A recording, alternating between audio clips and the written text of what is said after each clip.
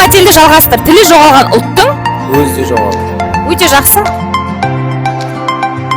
Бір мақал мәтел айта ғой. Өнер алды қызыл тіл. Өте жақсы.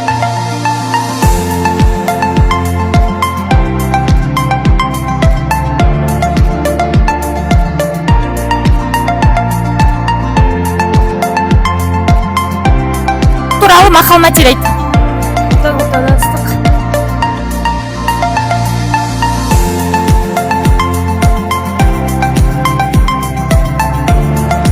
Туралы мақал мәтел айт. Өзге тілдің бәрін біл, өз тіліңді. Өте жақсы. Туған жер, отан туралы мақал мәтел айт. Отан отаннан ыстық. Өте жақсы. Абайдың қанша қара сөзі бар? Біз Өте жақсы.